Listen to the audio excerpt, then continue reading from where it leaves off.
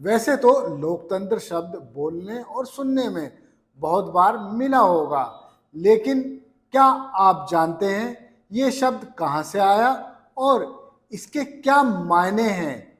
आप इस वीडियो को आखिरी तक देखिए तो आपको पता चल जाएगा कि लोकतंत्र क्या है।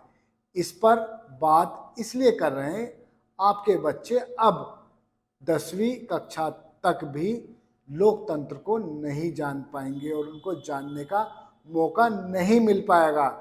नमस्कार, मैं हूं मोहम्मद इमरान और बात कर रहे हैं हम लोकतंत्र की। भारत सबसे बड़ा लोकतंत्र है, अमेरिका सबसे पुराना लोकतंत्र है। बात लोकतंत्र की, प्रधानमंत्री भारत को मदर ऑफ डेमोक्रेसी से संबोधित करते हैं। तो ऐसा बच्चों पर कितना बोझ पढ़ाई का है जो एनसीईआरटी ने लोकतंत्र चैप्टर को ही हटा दिया है। छोड़िए कारण कुछ भी हो, हम आपको बताते हैं कि लोकतंत्र कहाँ से आया और क्यों आया। दरअसल डेमोक्रेसी शब्द ग्रीक शब्द है। ग्रीक में डेमोक्रेसी डेमोस से आया जिसका अर्थ होता है लोग, और क्रोटस जिसका अर्थ होता है शक्ति। इसलिए लोकतंत्र को लोगों की शक्ति के रूप में देखा जाता है। शासन का एक तरीका जो लोगों की इच्छा पर निर्भर करता है। भारत एक संसदीय धर्मनिरपेक्ष लोकतांत्रिक गणराज्य है जिसमें भारत का राष्ट्रपति राज्य का प्रमुख है और भारत का पहला नागरिक होता है। भारत का प्रधानमंत्री सरकार का प्रमुख होता है। यही सरकार के संघीय ढांचे पर आधारित है।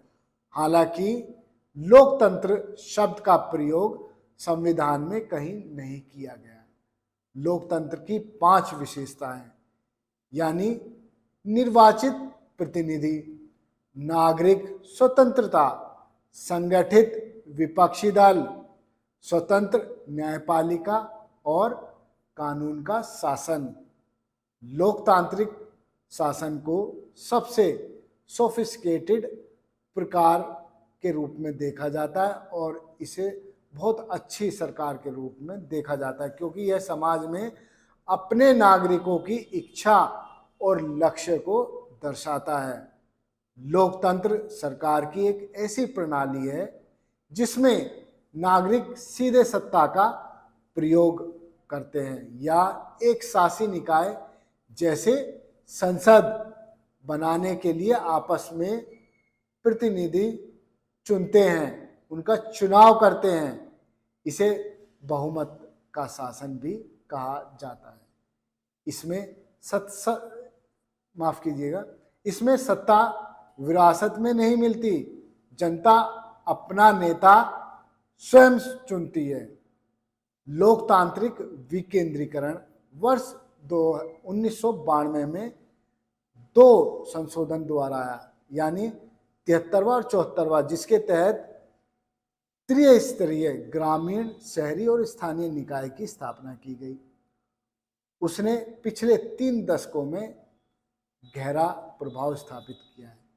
30 लाख से अधिक प्रतिनिधियों को अलग अलग स्तरों पर ये लेकर गया है, जिससे कि विश्व का सबसे बड़ा लोकतांत्रिक व्यवस्था के रूप में भारत को जाना गया है।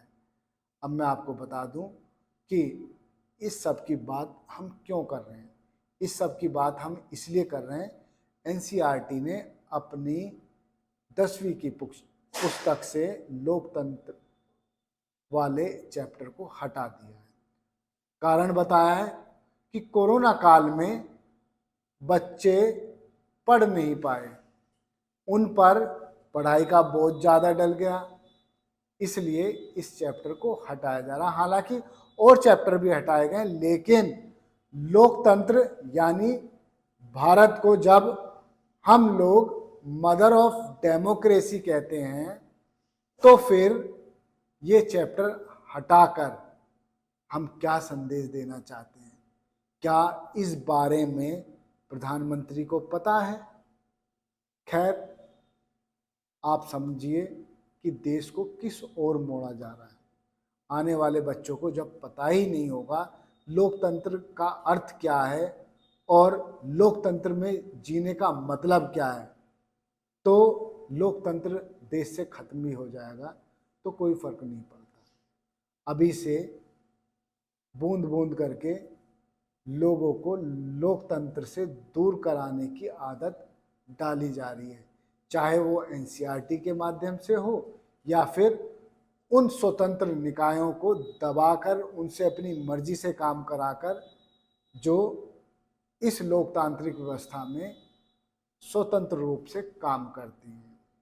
न्यायपालिका को एक पूरी तरह स्वतंत्र रूप से देखा जाता है।